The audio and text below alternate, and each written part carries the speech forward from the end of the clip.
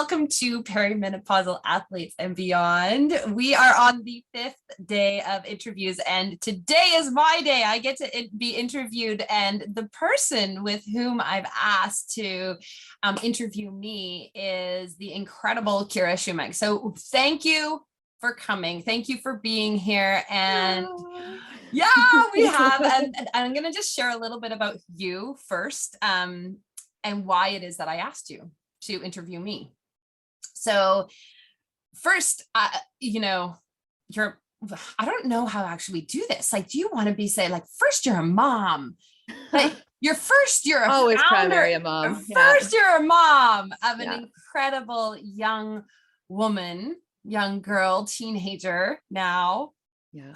And really modeling. This is why, one of the reasons why I have fallen in love with what you do and who you are, is because you live so close to your values, and the values of this series and why I do what I do is because I really, really strongly feel that we as females need to model that we can be strong, we can be active, we can get out there into the world. And while you are an entrepreneur, you are the founder and owner of Real Fit, which we'll tell you a little bit on in a second.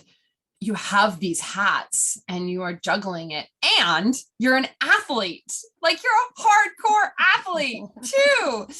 So this is why we love each other.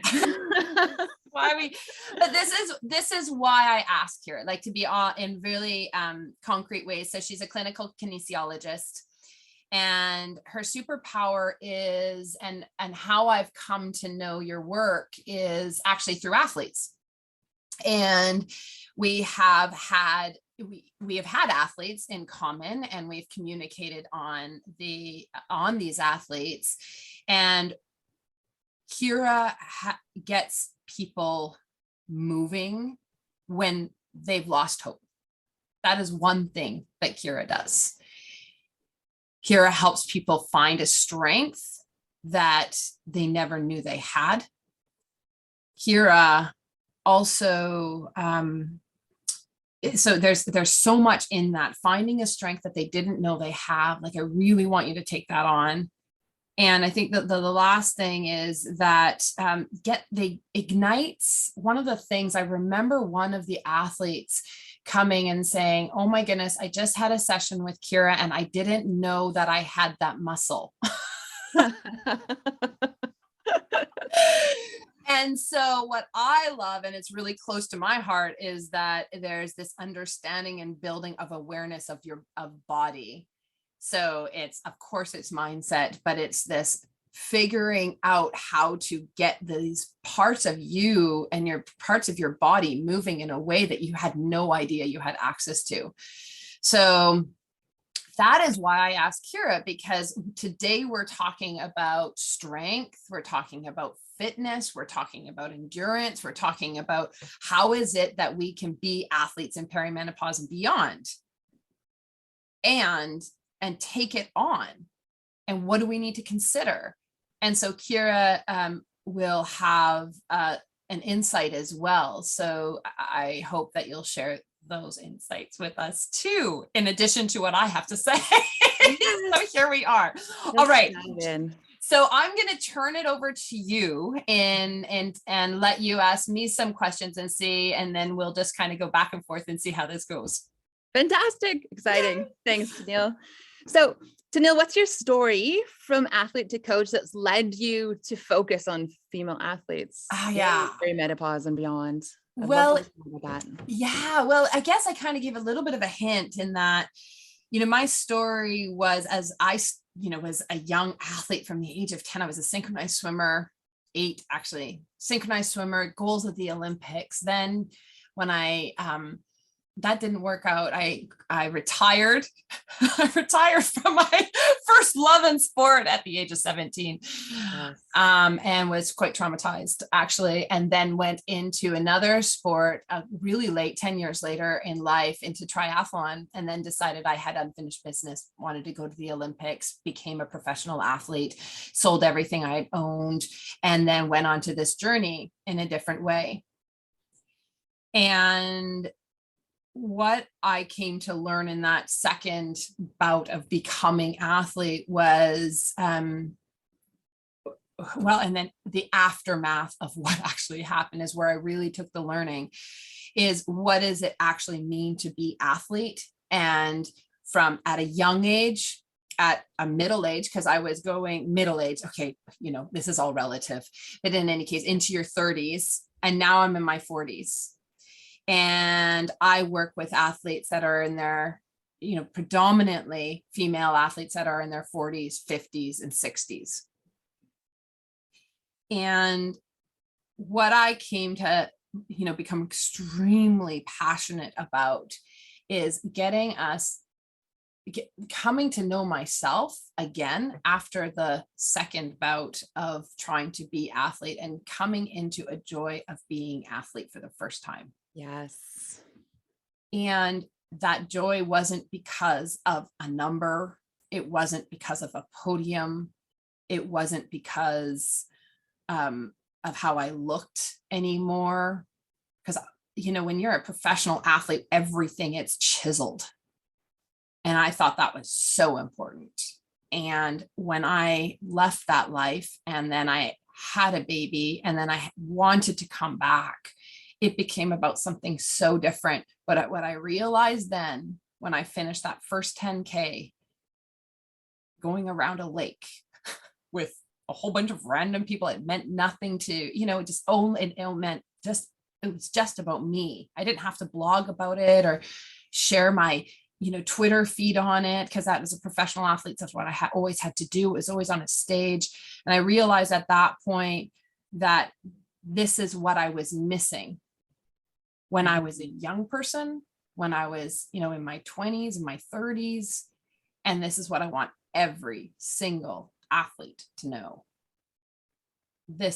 And so it's now my mission to take, yes, the training, yes, the nutrition, for which I, went to university for, yes, the recovery, which I'm just insatiably trying to learn. And then of course the mindset, which I have my psychology degree in, and try to start to put it together and say, okay, how can we be, and how can we inspire each other in this time, but also let those young women, your daughter, other women know, other young girls know that it's so much more than the podium. How would you define them? How would you define being an athlete to the woman who maybe hasn't started moving much since they had their baby, or their career is slowing down and they're shifting to more self-endeavored so in this definition, and which I've used and hold strong, is anybody who intentionally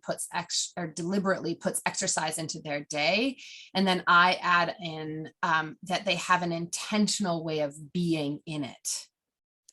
Yes. That to me is an athlete. So there's a difference between, and that intentionality is where I think we really want to distinguish ourselves.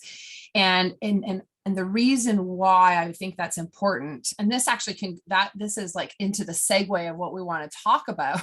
So thank you. But it is that intentionality that's really going to make the difference. So some people, many people will go out for a run every day, will go to their gym, will become part of something. And while that is what I want to distinguish for every single person that's listening to this, is that is healthy. That's awesome. That's movement. There's nothing wrong. And as female athletes in perimenopause and beyond, I believe that we need to have intentionality to it. And the reason is because estrogen is declining. our hormones are changing. We have to work hard to maintain our muscle mass, make sure we continue our bone health, keep our hearts beating, so we get to go for the long haul. Yes. So that's the athlete. That's the, and that's a tall order. Truly is. And we all know that oh so well. With these athletes going through perimenopausal changes and beyond is such a massive topic, right? We have hormones, we have managing muscle loss. How what is it that you want women to know? What is your message about strength and fitness endurance that you want to ring true for everybody who hears you speaking today? There's 3 things that I want women that I really want female athletes to know. The first thing I want female athletes to know is that we can do hard things. Yes. And I want, of course, okay, we can mean that in a general sense, but I want to come into we can push our bodies. Truly. And that's what I know that's what you do, is you help athletes train so they can push their body. That means intensity. That means in strength, in lifting heavy. That means sometimes for some going longer. But the important thing here is that it's all relative, isn't it? Truly, yeah. Rebuilding that the robustness and that resilience that comes with doing those hard things has unspoken value. And I'd love to know how that translates into the hormonal cascades for your perimenopausal athletes as well. Well, so the question is, how does when we do strength, what does that mean for our hormones, or what do you? Yeah, that's what I want to dive into that one a little bit more. The importance of doing these hard things and feeling empowered by breaking new boundaries for ourselves. So, well, so we know that doing strength, it helps maintain our muscle mass, for example. So we have, like, from a hormonal perspective, and Dr. Carla Di Girolamo spoke about this in terms of, like, what is the effects of exercise on hormone health, or how does that actually translate? So I'll refer to that, but we know that it's the maintaining the muscle mass. We know that it is in bone health. We know that it is keeping our heart strong. We know that if we do these things, we get to keep going, right? But what I think it also gives us, and I guess I want to really come into the point that where we are right now is the spot to be in. Like, we can't be somewhere else. So when I said hard as a relative term, I mean in that is that when we want to think of a stress in our body, we want it to be for us, for you, for me, because it's going to look really different. And so when we put ourselves on the start line, it was amazing. Just this past weekend, some of the Team Element and Element Race team members did a Zwift race. And I mentioned to an athlete, I said, she's in her 60s, and she showed up. She showed up fully. Nice.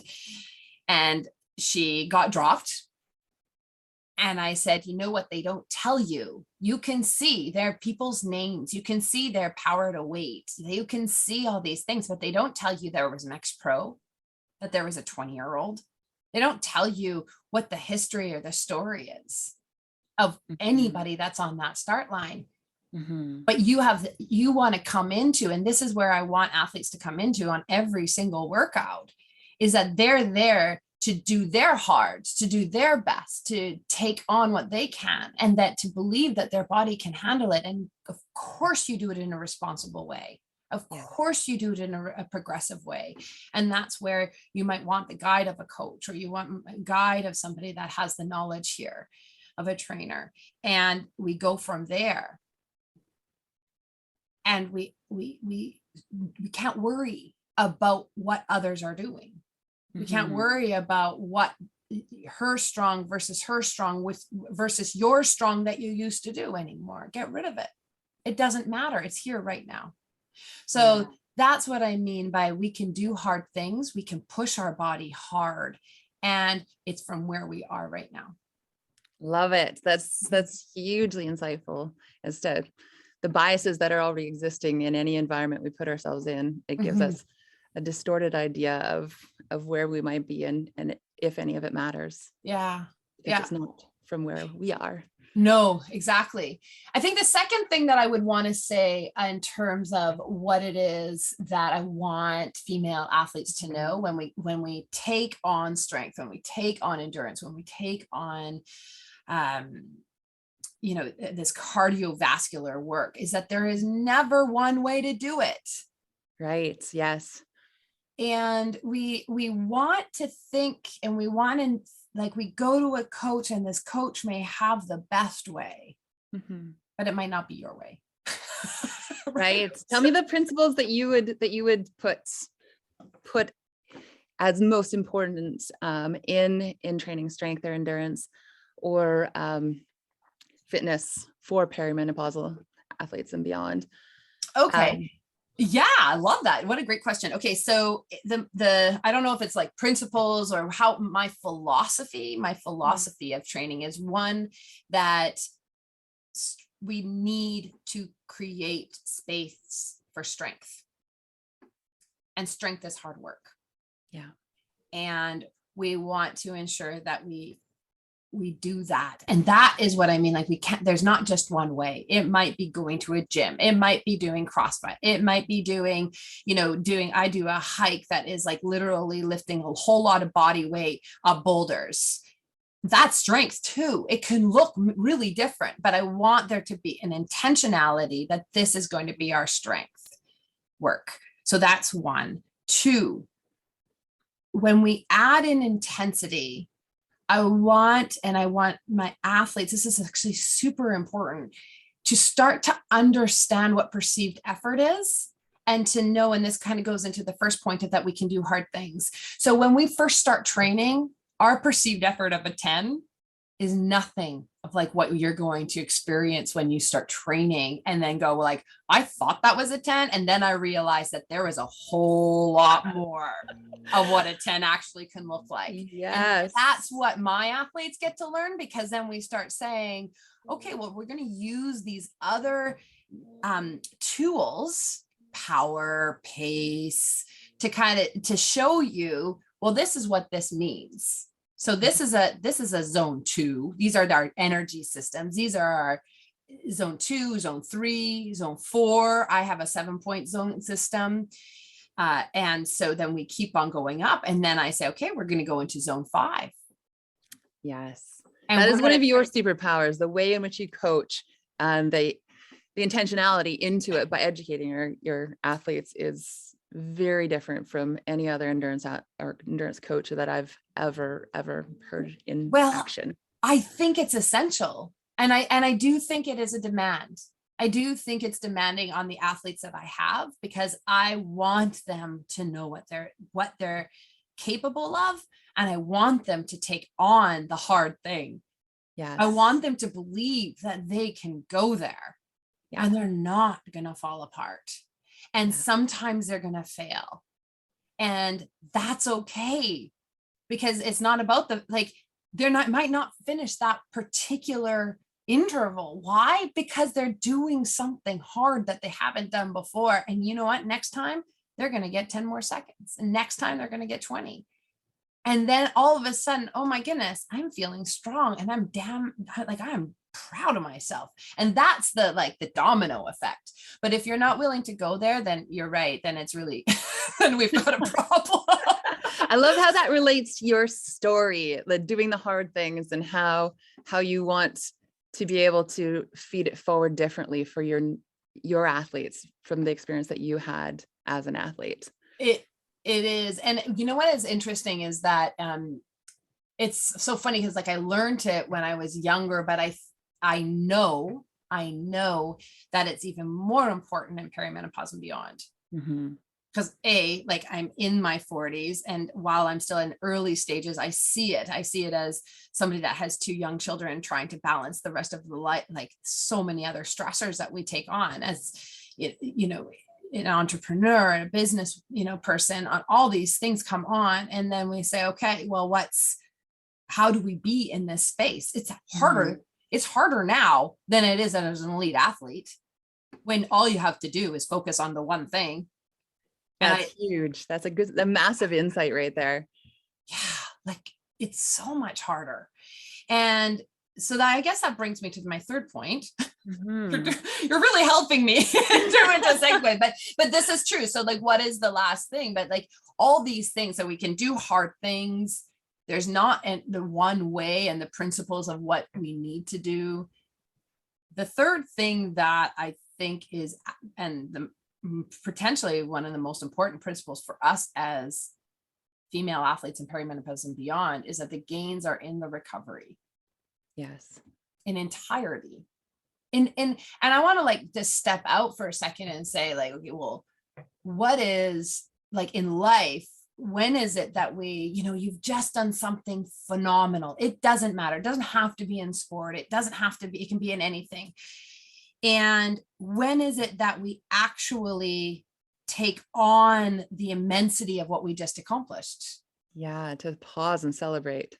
It's after. It's when you're actually recovering.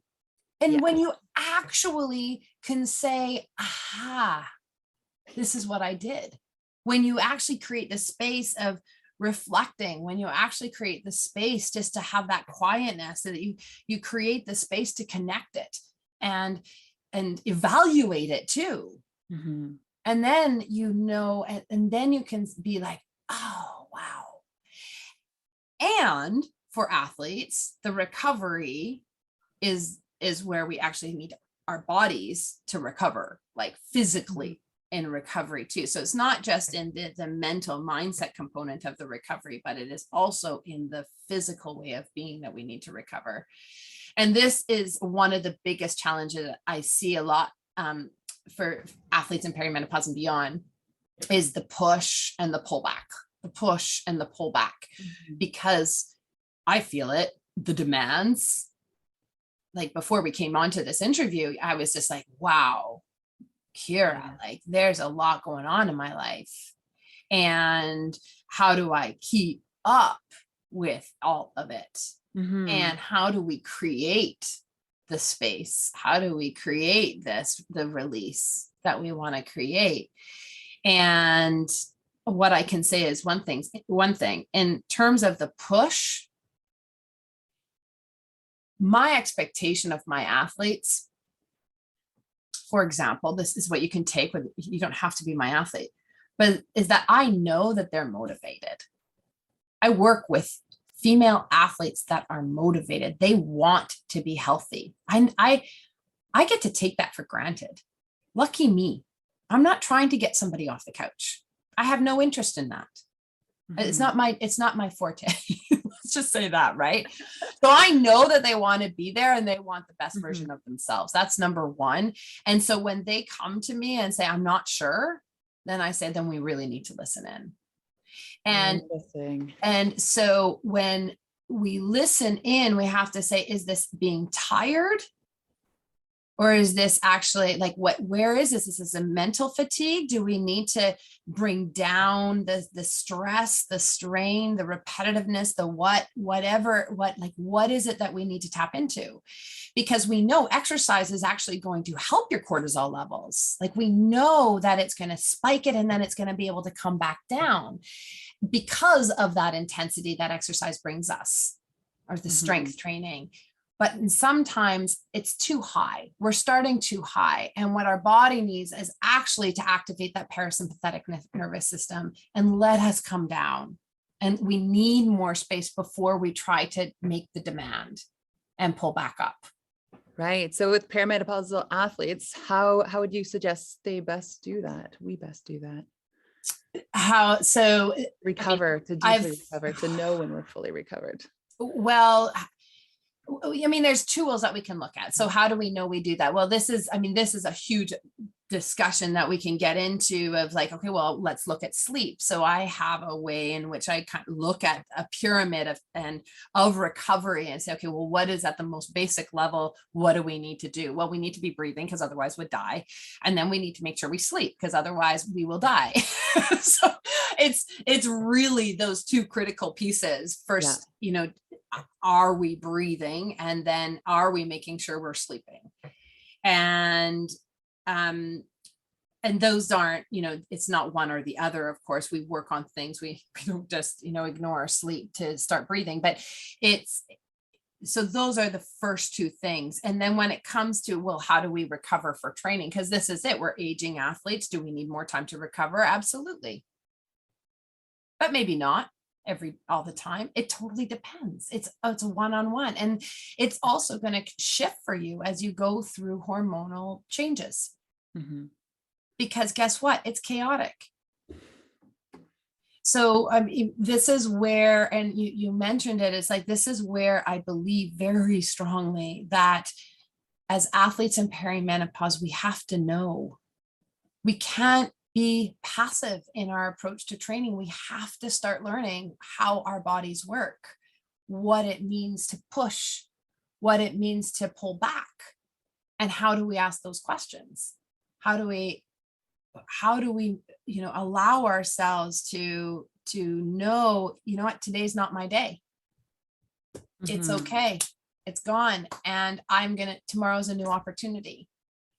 That's where but it's up to I guide, I support, I provide the tools. We look at how do we understand heart rate? Heart rate variability. We look at, okay, well, can you get the power? Like, are you able to achieve those intensities? If not, why not? You did yesterday. Maybe it's because you did yesterday. Maybe it's because you did that race 3 days ago. And it's too much. We just need to recover. It doesn't mean a thing about you, does it? Not it's a number. Yeah. The way that you teach mindset in the way when you're coaching is massively different. It's a superpower that you have that allows your athletes to be empowered in their coaching. Tell me a bit about gratitude and how that plays in. So it's funny because I was just reading in a book, something like this is what she said, this is with Emily here. I'm looking at the book. I'm going to share. It's like, I'm reading this book and it's called Burnout. And it was super funny because they talk about, if you tell a pessimist somebody to just start writing in a gratitude journal, they're just going to be like, yeah, thanks. That's not going to work so much for me.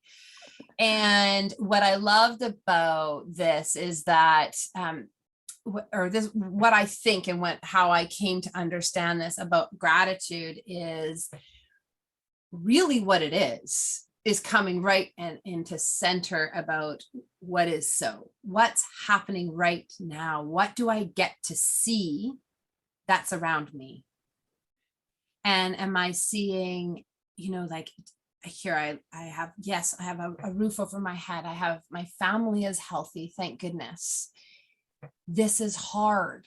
I'm doing a hard thing. And in that hard thing is an opportunity for growth. And sometimes it sucks because it's challenging, but I'm in it. Yeah. I'm seriously in it. And that means there's something there. And so then when something happens that's really awesome, we get to appreciate the work. When something happened and it just clicked, finally, I did that assessment, I did that zone assessment and it clicked, it worked. I ramped up perfect. I didn't die off. There's something, and we can appreciate that you did it, that you had the perseverance, that you met the challenges of the struggle. And so what is gratitude? It doesn't have to look like, okay, in my gratitude, I'm thankful for the health of my children. I'm thankful for this. I have a roof over my head. Oh, thank goodness, everything is okay. And I still feel like crap. No, that's not what gratitude is. It's like saying, I see you. I see you, Tenille. You're in a hard thing. And I'm thanking you for acknowledging that. That's, to me, the gratitude. It's being right there where you are. I can see the importance of that in perimenopausal athletes and beyond, because there's a delayed gratification to any training regime. There's supercompensation happens days, if not months after you've done the work. And it's not tomorrow that you wake up, right? You're still feeling just like you did, if not just a little bit more tired and run down than prior to doing that work. So, like, Kira, you've just hit on something so big that and that's really so important to understand. What you just said is this delay in gratification of what we're up to sometimes. Yeah. And that it adds up. I mean, James Clear, writer of Atomic Habits, he talks about, this is something he just says, you just keep on adding and adding and adding and adding and adding. And it's just like reading pages of a book. All of a sudden you've read one book, you've read two, you've read three, you're becoming an expert. Oh my goodness, how does this work? You then get to start, delving in. And all of a sudden you were able to take on something hard that you never thought you could, because you started with one page. Yeah.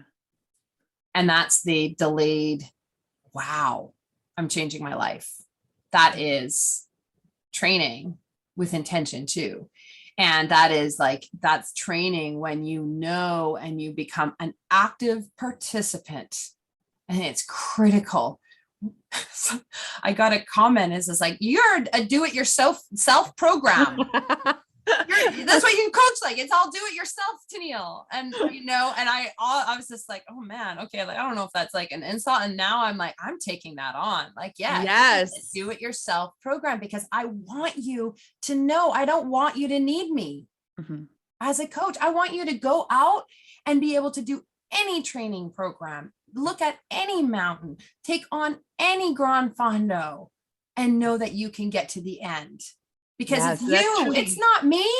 Yeah, that's true empowerment right there. There's no sort of need for constant handholding. There's check-in, there's accountability, there's all those critical coaching components, but it doesn't need to be a dependent relationship. You can be an empowered co-participant in the ride. And I think you do that very well. That is it, because I was in, and to say, like, just to come back to where we started, and I think that this kind of like rounds it out, is how did I come to this journey? I was that athlete that wanted the answer from my coach. My coach knew. I didn't know. I didn't know myself. I didn't know what was overreaching, not good for me. I didn't know what I wanted the nutritionist to tell me. I didn't know that not having my period for 5 years was a problem. I mean, those were the days. It was a while ago. Yeah. I didn't know. And there's so many things that are happening in this time of perimenopause and beyond that are changing. And I want you to know.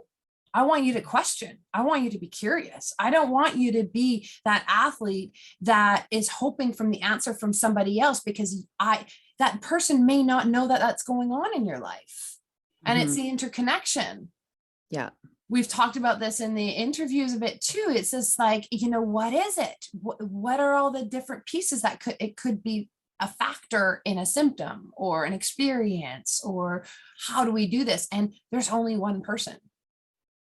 And we need guidance to figure out what those questions are. And so, I mean, obviously I don't want everybody just to figure out, I should be able to do it by myself, because no, there's a lot of information out there, and there's a lot of bad information, which is why we do the series, which is why we bring in the experts with their zone of genius in. Yeah. So that's, thank you for asking such great questions. Oh, I love to learn from you. It's a constant source of inspiration and empowerment and changing the lives of women by showing them how they can help themselves in their path forward. Yeah. And so what's happening next, I'll just share, is that, so today is the last interview before we meet tomorrow, which is going to be is January 26th, and we come together and all 5 experts, and we have a panel discussion. It's 1 hour long. We're going to ask your questions. So if you haven't got them in, please get them in, because, you know, by the 6 a.m. PST, it's cut off. I've got to make sure I consolidate and get all those things together. So get your question into the Google form, and we will have a blast together in the VIP. So if you're not a VIP yet, that's another thing to do. Get into this forum where we can really come together and share experiences. So thank you, Kira, for joining me, for sharing your insight as well. It was so super appreciated. What an amazing experience. I can't wait for tomorrow. Okay, take care. Bye. Okay, bye.